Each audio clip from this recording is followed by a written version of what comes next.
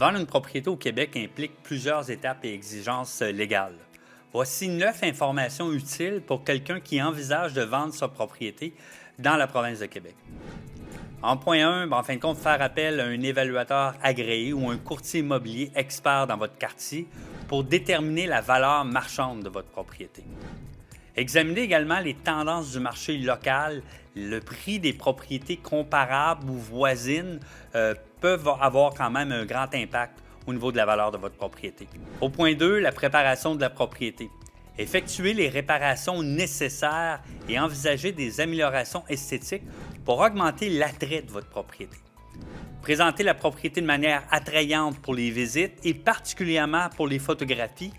Ça va vous donner vraiment un rendement supérieur. Au point 3, en fin de compte, vos documents. Obtenir un certificat de localisation à jour décrivant l'état actuel de la propriété, surtout si celui en main date de plus de 10 ans. Cela sera nécessaire pour conclure la transaction et s'y prendre d'avance évitera beaucoup de stress. Les autres documents que vous aurez besoin d'avoir à portée de main, c'est votre acte de vente et les autres documents légaux en lien avec la propriété. Au point 4, en fin de compte, le choix de la méthode de vente.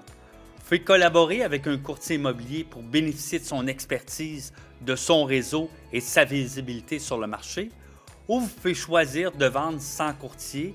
Par contre, vous allez devoir gérer toutes les étapes de la vente vous-même. Point 5, en fin de compte, fixer un prix de vente réaliste en fonction de l'évaluation et de l'analyse du marché.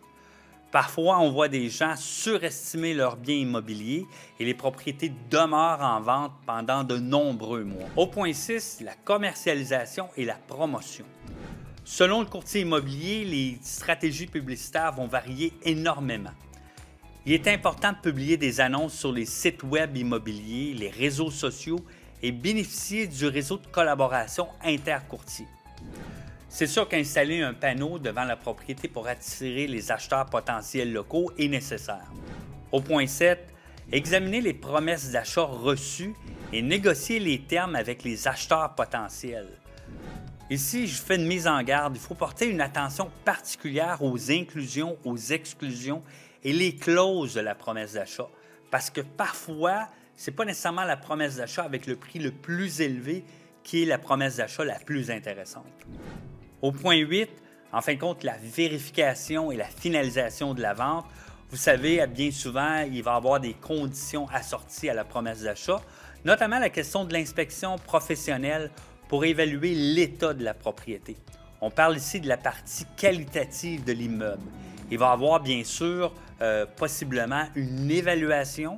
L'évaluation va déterminer la valeur marchande de votre propriété et il pourrait y avoir d'autres clauses, notamment si votre propriété est localisée en zone rurale.